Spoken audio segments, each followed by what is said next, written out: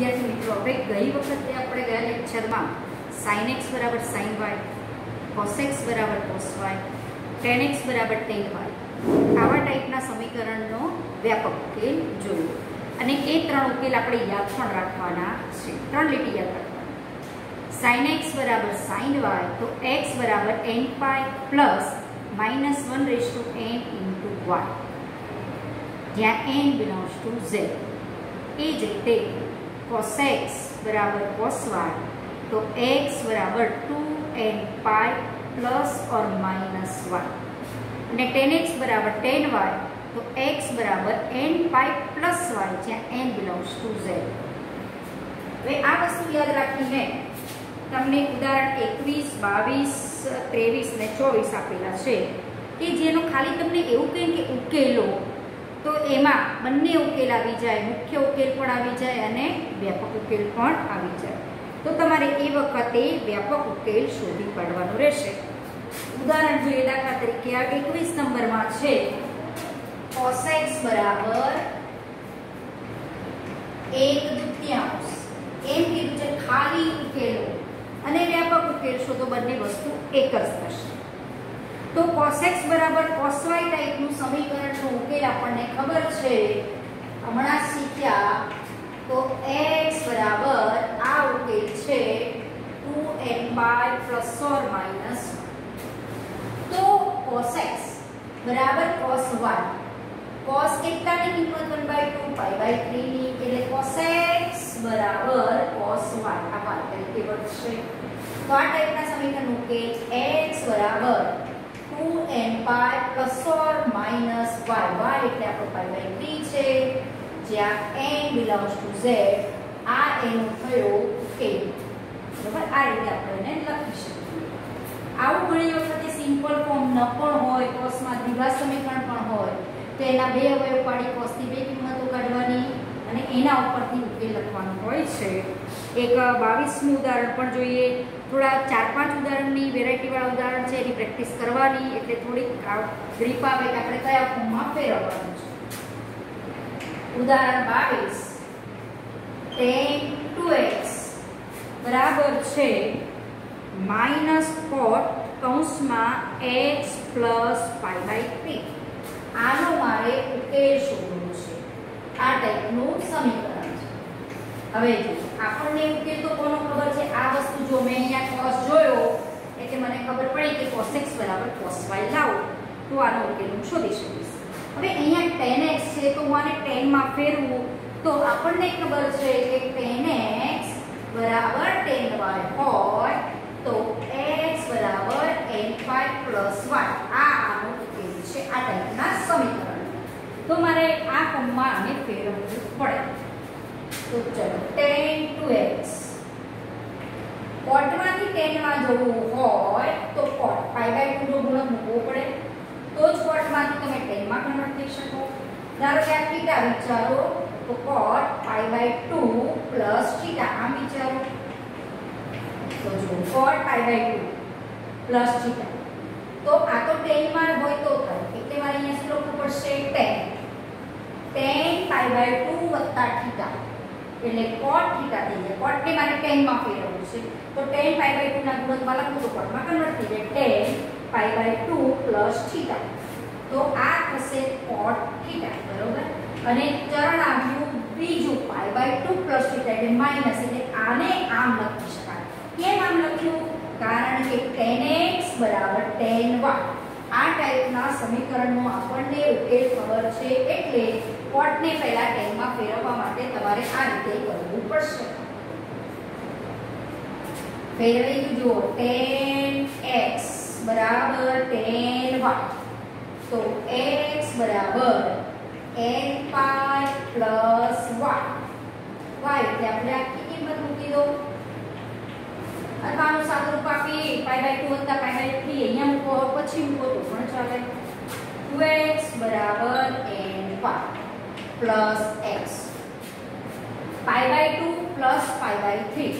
3 થી 2 નો લસાઅ અહીંયા 6 કાઢીએ તો 3 વડે ગુણાયા 2 વડે 3 pi વત્તા 2 pi એટલે 5/6. આ બંનેનો સરવાળો કેટલો થશે? 5/6. આ પ્લસ x ને સામે લઈ જાઓ એટલે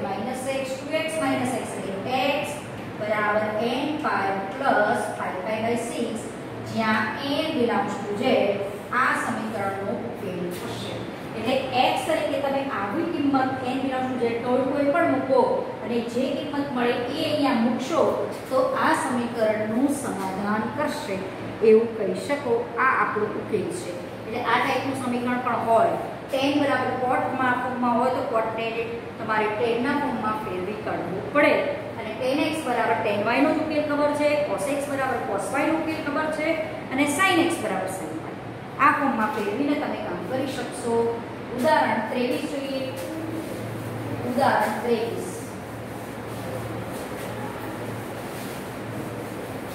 ઉદાહરણ 23 માં આપણી પાસે છે sin 2x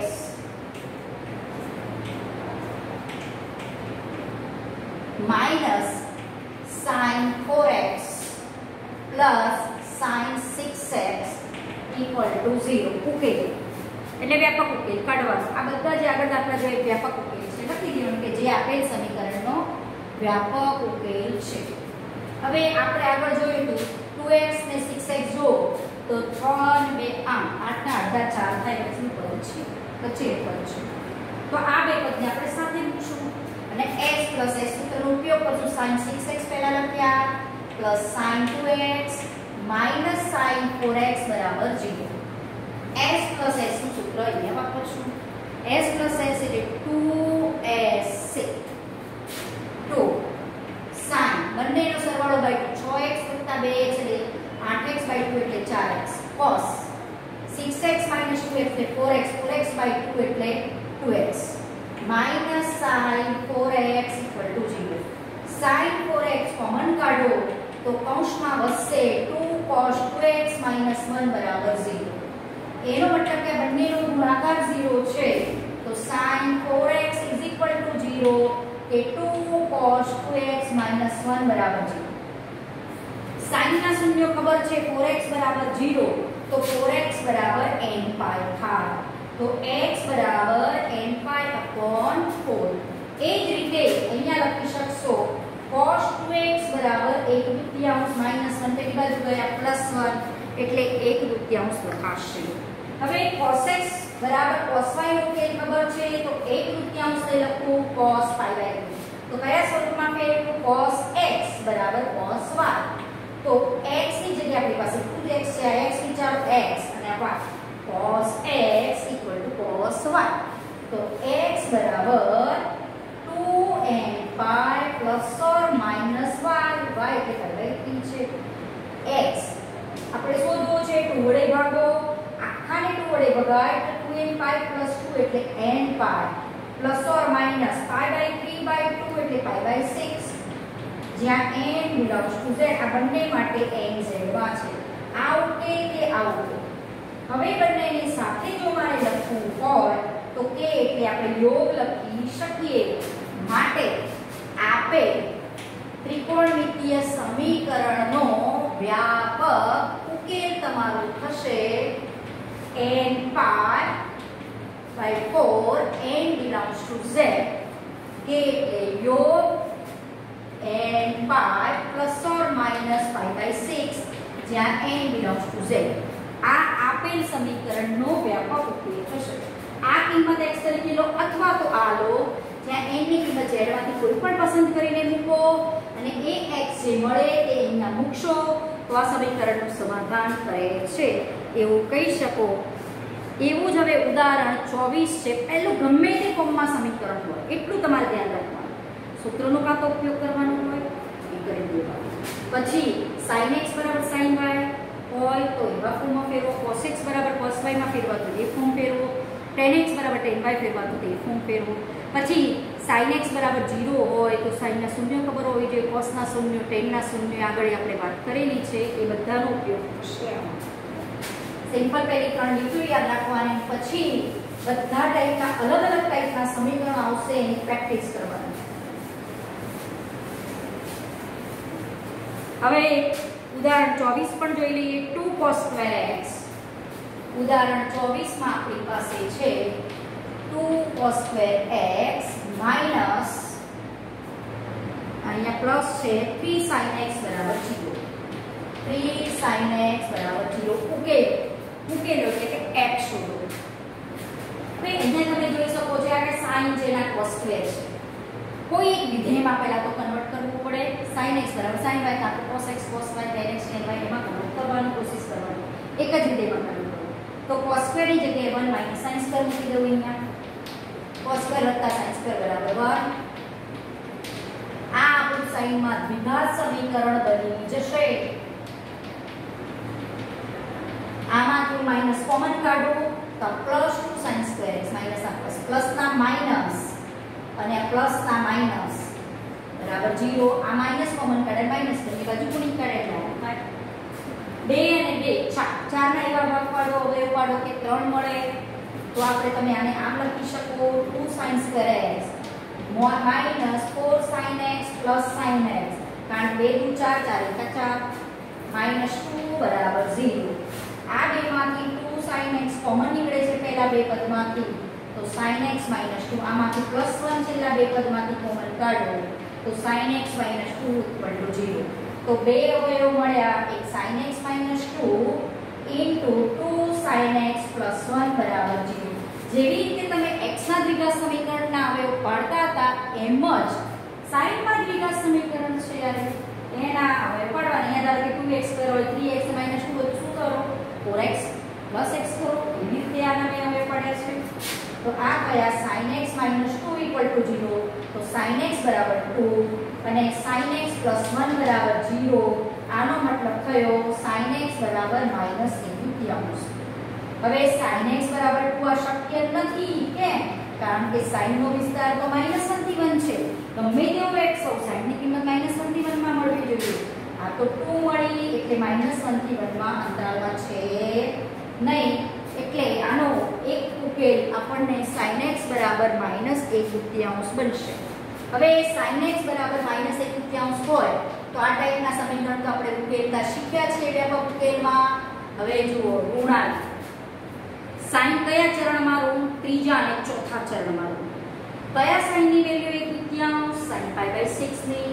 ત્રીજા ચરણમાં જો મારે લખવું હોય તો હું આને લખી શકું π + π/6. π/6 બેઝિક વેલ્યુ sin π/6 આપણને ખબર છે 1/2. દિશાની માઈનસ છે એટલે ચરણ આવે ત્રીજું અથવા ચોથું. જે પહેલા ચરણ આવતું હોય એ કિંમત તમે અહીંયા મૂકવાની.